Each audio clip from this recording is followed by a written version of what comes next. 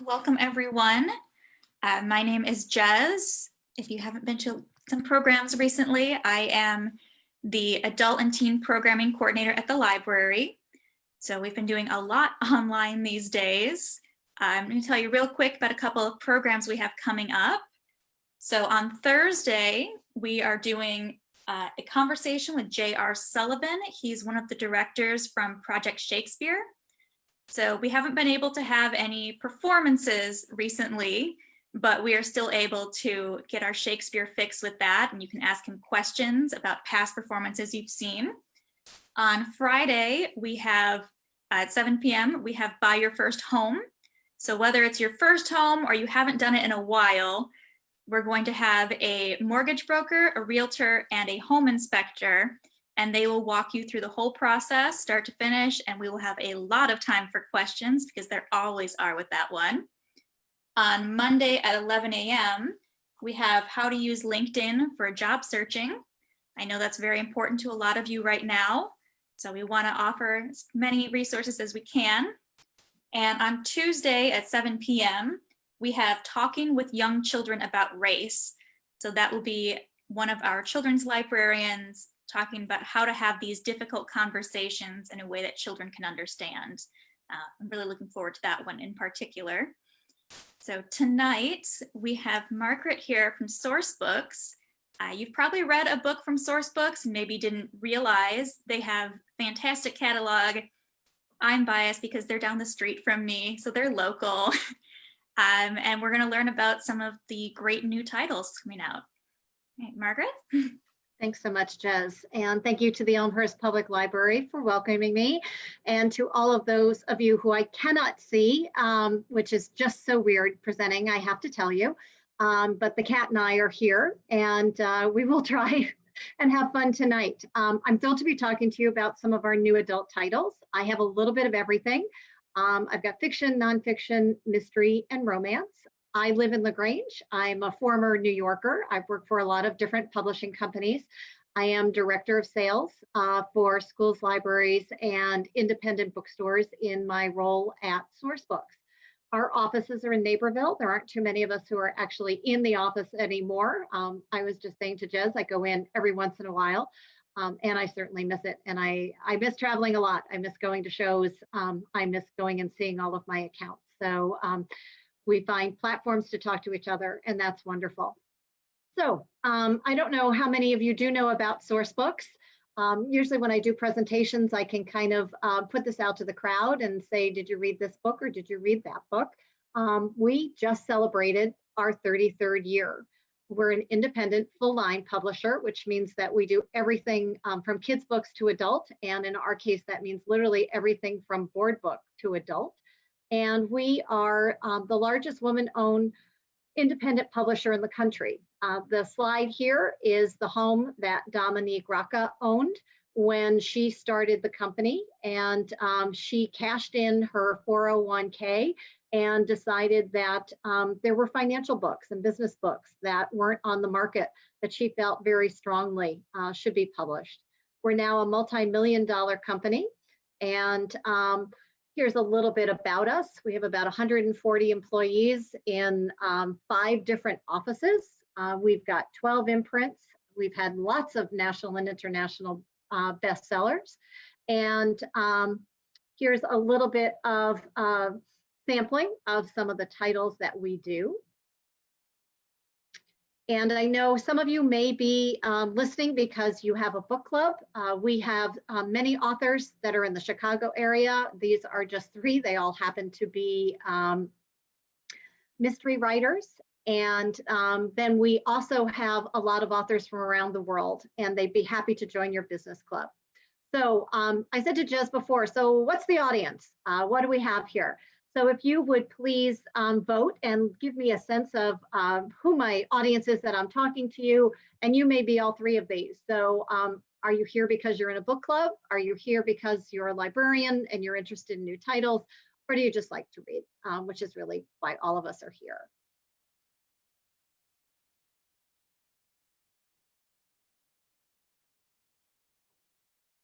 And we'll wait for Jez to bring up the results.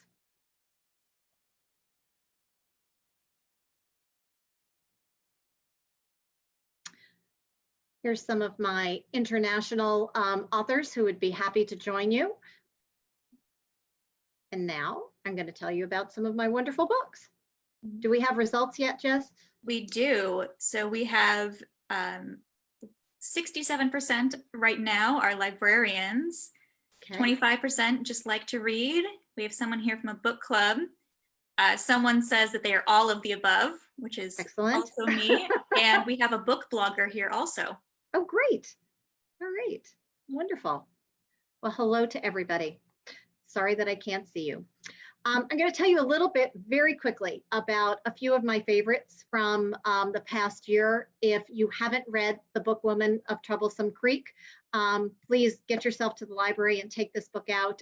Absolutely fascinating story based on the true story of the women who rode pack horses and delivered materials into the farthest most mountainous areas of Kentucky.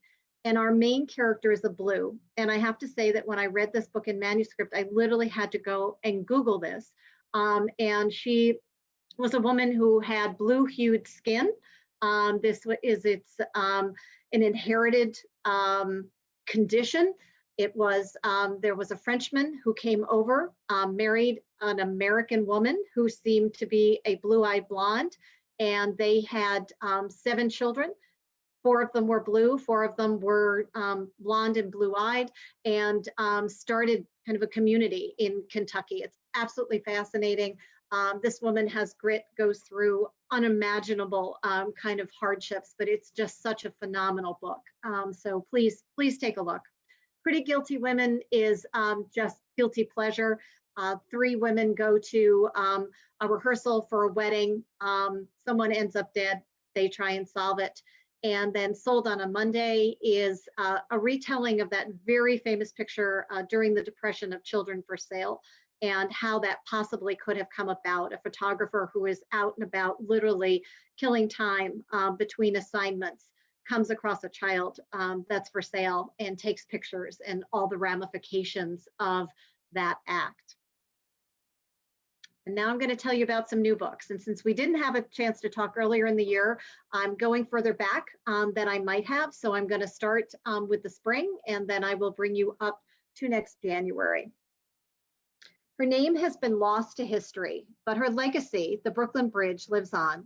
Discover the fascinating woman who helped design and construct an American icon. When Emily Warren marries Captain Washington Roebling, a lifetime of family fun and happiness seems within her grasp. But then Wash accepts the position as chief engineer on his father's magnum opus, the Brooklyn Bridge. It changes both of their lives forever. Incapacitated from working in the high-pressure tanks at the bridge's foundations, Wash convinces Emily to be his messenger to the site.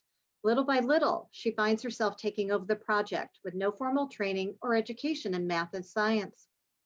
Emily throws herself into building the bridge, but faces suspicion and disparagement at every turn as she supervises dangerous construction sites and argues for the safety of the bridge amongst Manhattan's male elite.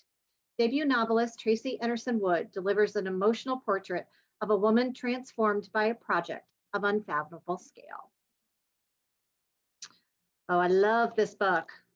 2 women, 2 flights, 1 last chance to disappear. Claire Cook has a perfect life, married to the scion of a political dynasty with a Manhattan townhouse and a staff of 10.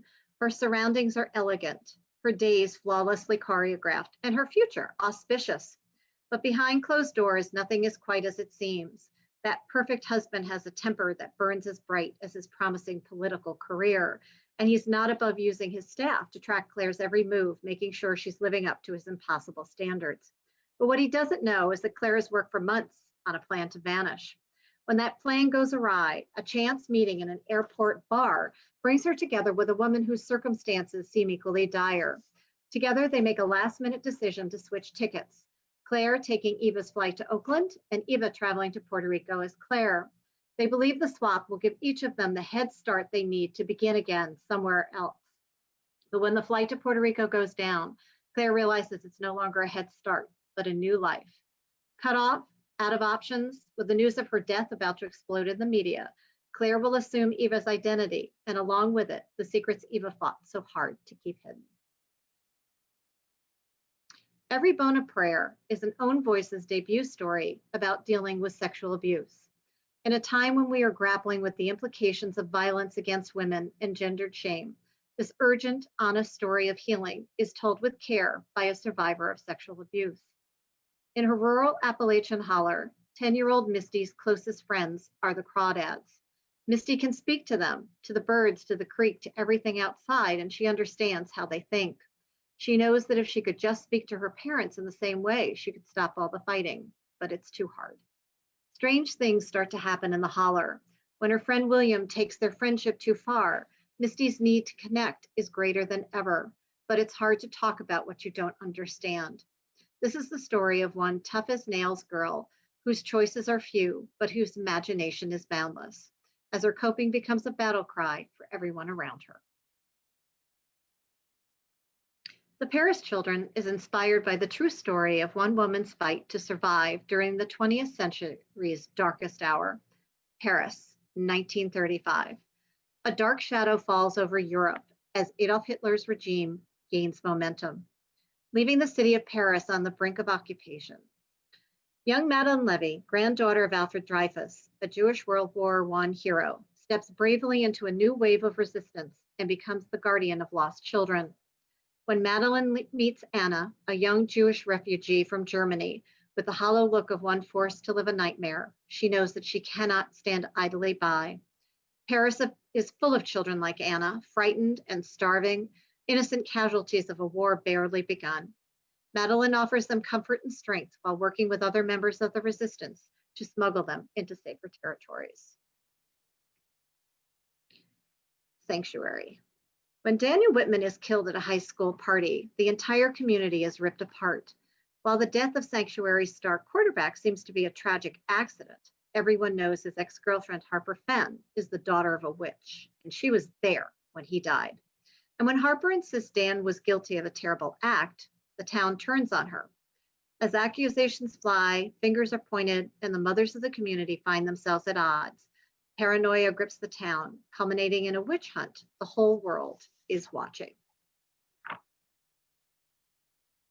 New from the best-selling author of The 7.5 Deaths of Evelyn Hardcastle, A Murder on the High Seas, a detective duo, a demon who may or may not exist. This is Devil in the Dark Water.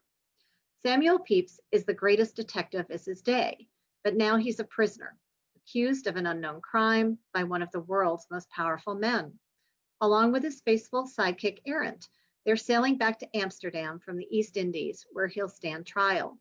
But no sooner are they out to sea than devilry begins to blight the voyage. Still shackled in his cell, Pepys must send Hayes to solve a mystery that connects every passenger on board, a mystery that stretches back into their past and now threatens to sink the ship, killing them all. And something is whispering to him in the dark.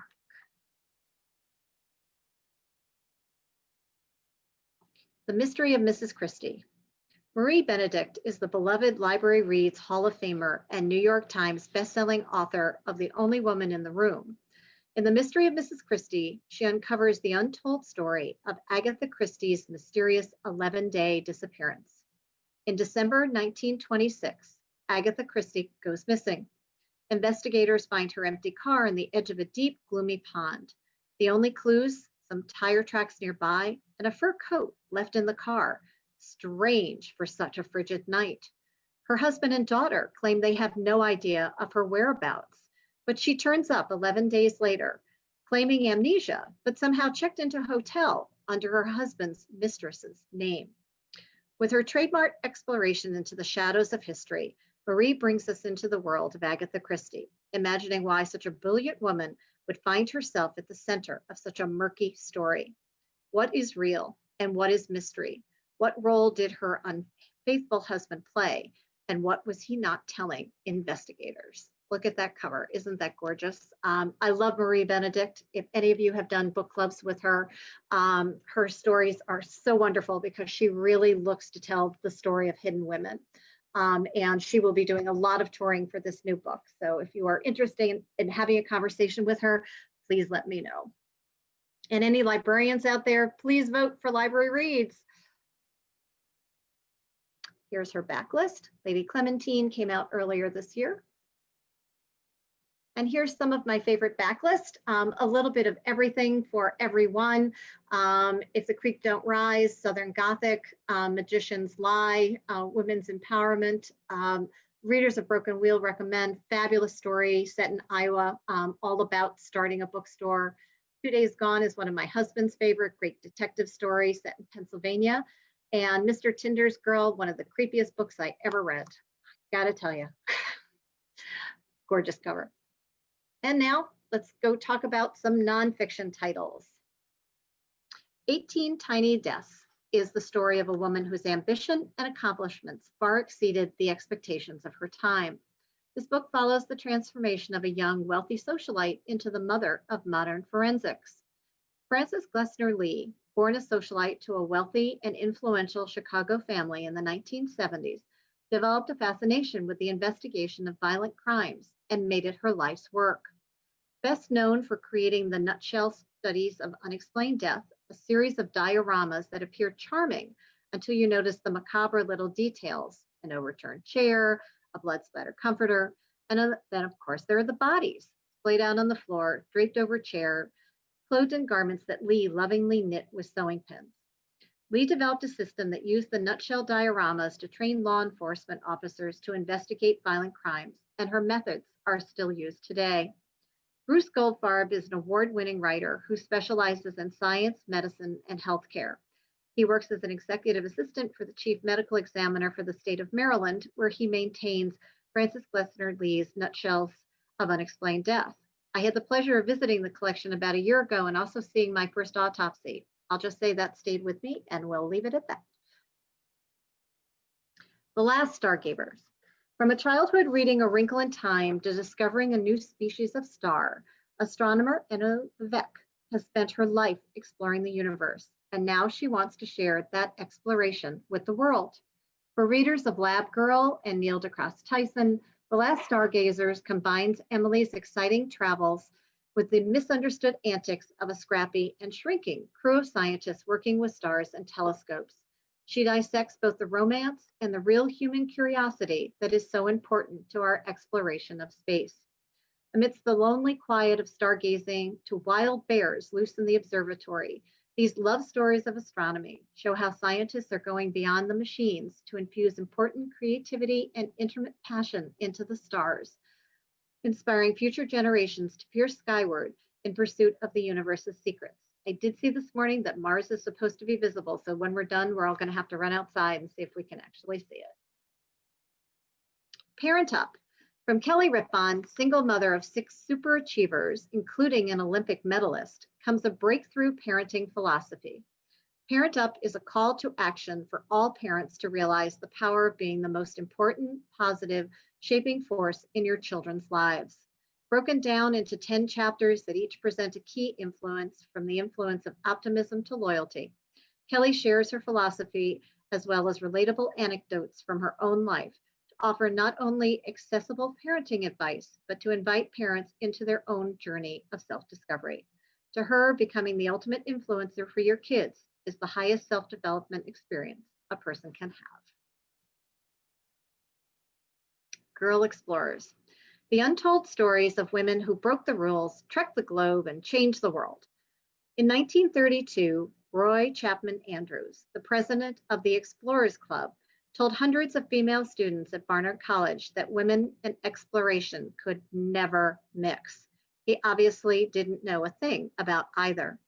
The Girl Explorers is the inspirational and untold story of the woman who broke apart the stuffy men's club and founded the Society of Women Geographers, and how some key members, including Blair Niles, Amelia Earhart, Gloria Hollister, and Anna Hayward Taylor, paved the way for women scientists by scaling mountains, exploring the seas, flying across the Atlantic, and recording the world through film, sculpture, and art. Footnotes. For readers of Hidden Figures and Something Wonderful, Footnotes is the story of New York in the Roaring '20s and the first Broadway show with an all-Black cast and creative team to achieve success and its impact on our popular culture. Amidst a culture actively whitewashing, controlling, or trying to prevent their stories from being told, these artists changed the course of American entertainment. This groundbreaking group of performers and the creators, including composer U.B. Blake and lyricist Noble Sissle, sowed the seeds of the Harlem jazz scene and paved the way for people of color on stage and screen, ultimately leading to productions such as West Side Story, Black Panther, and of course, Hamilton. Women They Could Not Silence. This has a great local angle by an amazing, amazing author. Kate Moore is one of my favorite authors on the Sourcebooks list, and we've spent a lot of time traveling together. A fascinating new story of a woman who changed the world by Kate Moore, New York Times and USA Today bestselling author of The Radium Girls. 1860. As the clash between the states rolls slowly to a boil, Elizabeth Packard, housewife and mother of 6, is facing her own battle. The enemy sits across the table and sleeps in the next room. Threatened by Elizabeth's intellect, independence, and outspokenness, her husband of 21 years is plotting against her and makes a plan to put her back in her place. One summer evening, he has her committed to an insane asylum. The horrific conditions inside the Illinois State Hospital in Jacksonville, Illinois, are overseen by Dr. Andrew McFarland, a man who will prove to be even more dangerous to Elizabeth than her traitorous husband. But most disturbing is that Elizabeth is not the only sane woman confined to the institution. There are many rational women on the ward with her who tell the same story. They've been committed not because they need medical treatment, but to keep them in line, conveniently labeled crazy, so their voices are ignored.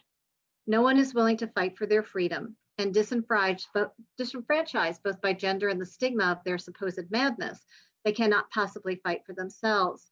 But Elizabeth is about to discover that the merit of losing everything is that you then have nothing to lose.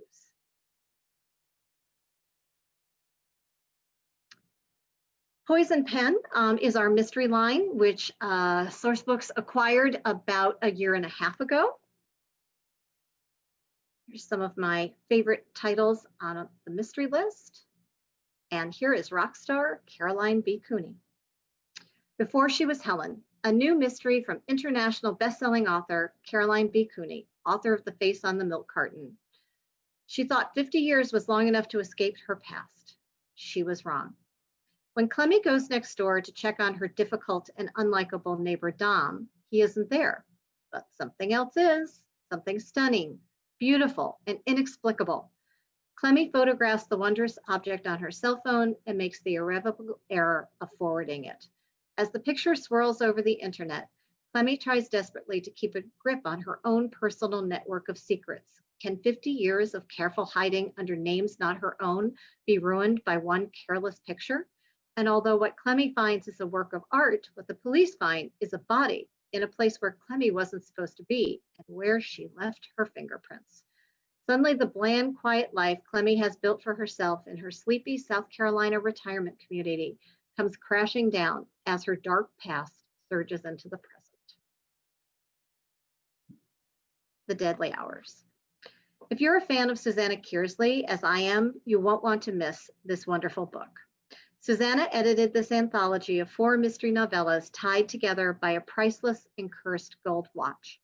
Kearsley and historical mystery novelists Anna Lee Huber, Christine Trent, and C.S. Harris bring back their most popular characters from earlier novels and weave the tale of the watch as it passes through time, wreaking havoc from one owner to another.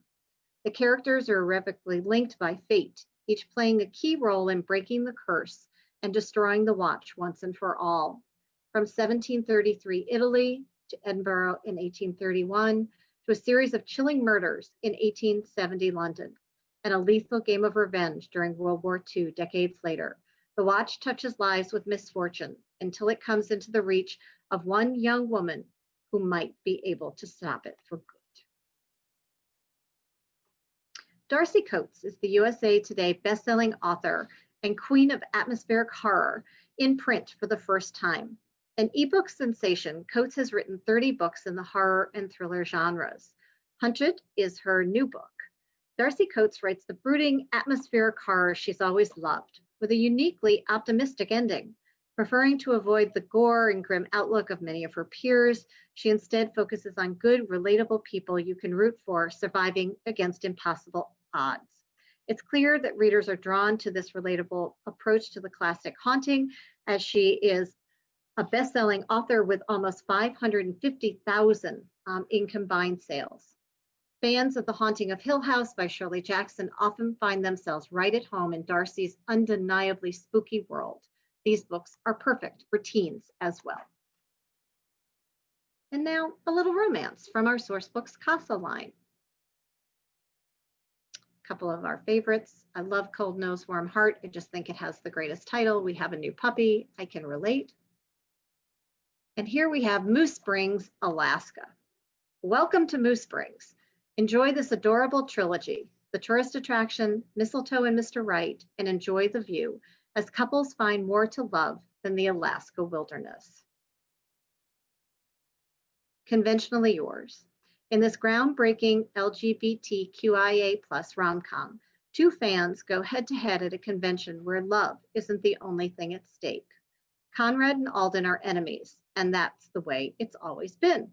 Charming, charismatic, and effortlessly popular, Conrad seems to have it all, but in reality, he's scrambling to keep his life from tumbling out of control. Brilliant, guarded, and endlessly driven, Alden may as well be the poster boy for perfection, but even he can't help but feel a little broken inside. When they're stuck together on a cross-country road trip to the biggest fan convention of their lives, the competition takes a back seat as unexpected feelings blossom. Yet each has a reason why they have to win the upcoming con tournament, and neither is willing to let emotion get in the way, even if it means giving up their one chance at something truly magical. In the boyfriend material, a famous young man whose reputation needs damage control soon finds his fake relationship turning to a real romance. When tangentially and reluctantly famous Luke O'Donnell is forced back into the spotlight in the worst possible way, he has to think fast if he wants to save his floundering reputation and his job. Enter Oliver Blackwood, stunningly handsome, effortlessly put together. Oliver is successful, an ethical vegetarian, and never has appeared in a scandal mag, even once. In other words, he's perfect boyfriend material and exactly what Luke needs to appear respectable again. But when their fake relationship starts to feel like real romance, Luke and Oliver might have to consider whether they're willing to fight for their truth of their new relationship. In Deep is the second in a thrilling new Own Voices interracial contemporary romance series from bestselling author Blue Sapphire. Private investigator Kevin Blackheart is more than a little miffed when he gets a call that the police have picked up his brother's defiant son. When Kevin arrives at his old precinct, he expects his connections to get him in and out the door. What he's not expecting are the sparks that fly between him and the gorgeous detective, who has an agenda of her own. Detective Danita Morales has been undercover investigating crooked cops for so long she's not sure who's good or bad anymore. But encountering Kevin while she's trying to get essential information out of his nephew has all her instincts on high alert. He's definitely one of the good guys, if only everything about him didn't make her want to be oh so bad. And finally, Happy Singles Day is the first in a hilarious new rom-com series by author Anne-Marie Walker, featuring the hottest, most popular #holidays. Paige Parker proudly celebrates Singles Day on February 15th every single year. Who needs a man anyway? They have zero taste in quality television, leave the toilet seat up, and sleep with your best friend. No thanks. The owner of a rundown B&B, widow single dad, Lucas Croft's life is simple and quiet. It's him and his 5-year-old daughter. Who needs a woman anyway? They nag you to clean up your stuff, want the toilet seat put down, and expect the dishes to be done the same day the meal is served. No thanks. Paige and Lucas's two worlds collide with hilarious results and a happily ever after. Thanks so much for listening, and let me know if you have any questions. Okay, if you do have questions, you can put them in the Q&A. If you are on a tablet, it's probably going to look like 2 speech bubbles. If you click on that, you're able to submit your questions. You can also put them in the chat. So Jez, what have you read recently that you like? Oh, I feel like I talk about this all the time because we have a series called what we're enjoying Wednesday. So every week our staff talk about what they've been enjoying, and I have to do it every week. I'm finishing up Ghostland, American history in haunted places. Oh, neat. It's nonfiction about some of the most reportedly haunted places in the US. And he doesn't try to convince you whether or not they actually are haunted, but he gives a lot of good context to how the stories have changed over time to match certain narratives people want. He talked about the Salem witch trials and how there was a lot of motivation related to real estate and finances to kind of get them out of the way. It was fascinating. Yep. Most definitely. Well, I read Dear Edward recently and really enjoyed that. And it was one of the things I literally just walked into the lobby at LaGrange, and I had been in a lot of presentations when that book was presented by the rep. I'm pretty sure it's a Penguin Random House title. And I thought, oh my gosh, I've got to read this. And it really is a fascinating book. It's about one survivor of a plane crash, and not only the new life with his aunt and uncle, but all of the friends and relatives of the people killed on the flight who write to him. And some of them just, did you see my relative? How were they? What happened at the end? But just such support that comes to him. It's a great book, a very fast read, some really beautiful, beautiful writing in that book. Very nice. I'm very happy that we have multiple platforms for e-audiobooks, because I've just been burning through them recently. It's like go out on a walk and I can take it with me. Sure, goes the anywhere. downside is all of my holds keep coming in.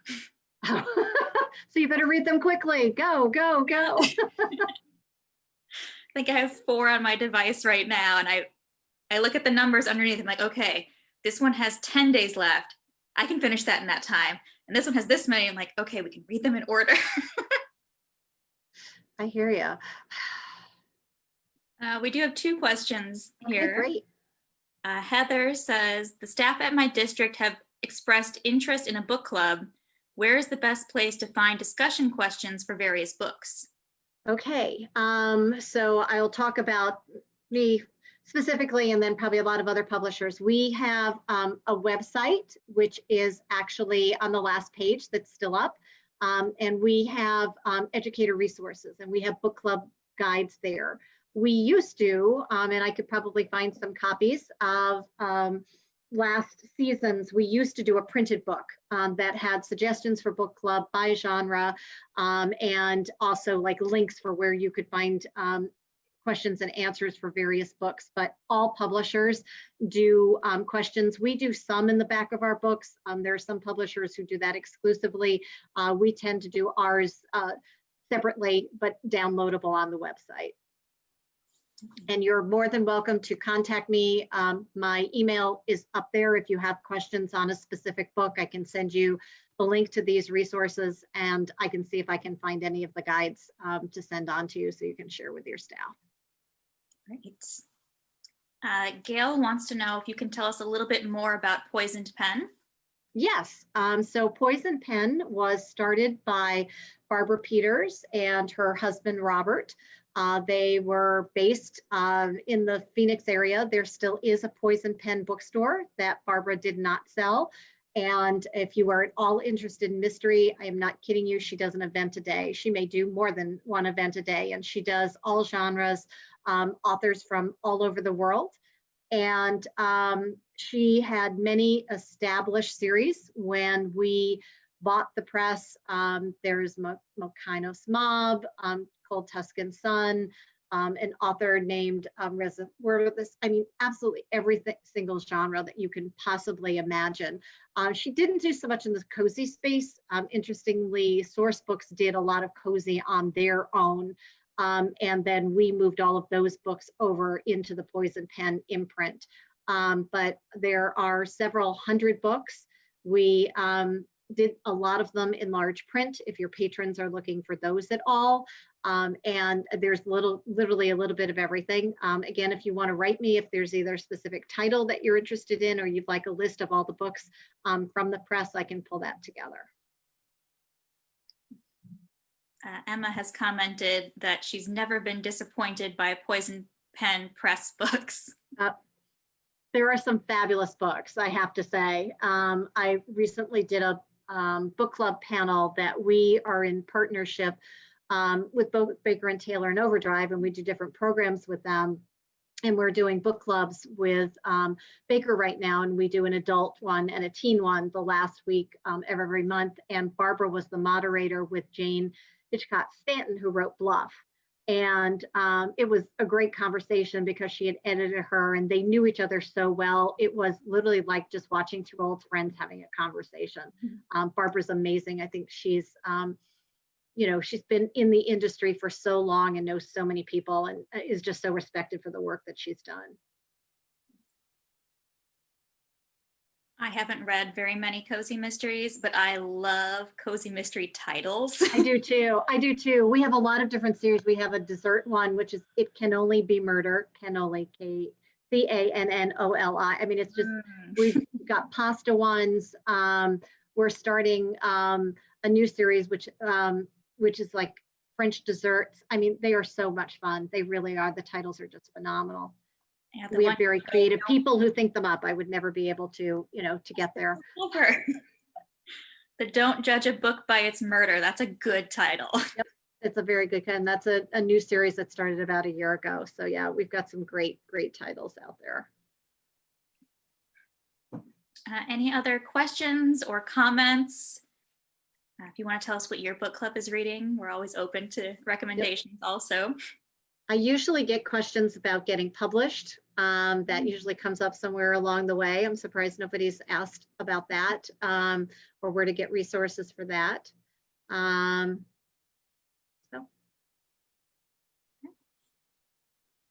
right, we'll give them another moment, see if anyone's got some questions still. That's fine.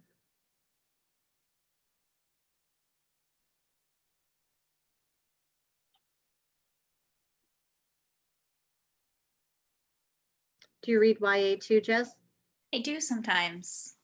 I like YA, but I've also reached the age where half the time I'm sitting there like, just talk to them. I know. Talk to your parents, please. I know. That's the main trope. It's like kids being able to figure it out on, Harry Potter. It goes back way before that, but it's truly like every single book is somebody is in peril and you just can't tell the adult who might be able to help you in the end. But yeah. Very true. Very true. I went to an event earlier tonight. One of our authors, Claire Legrand, today is her pub date for the third in the Imperium trilogy, and Lightbringer came out today. So she was doing a virtual event with Books of Wonder, which was a lot of fun. And she was on with Sarah Rash, and they had a great rapport and a lot of questions. And I literally wrote down some of the questions because sometimes when we have events, it's like, you need to just pepper the audience with something. And I was like, oh, these are really good questions. Like, what was the favorite scene you ever wrote? It's like, oh, that's good. I haven't heard that one before. I reserve the right to use that again sometime soon.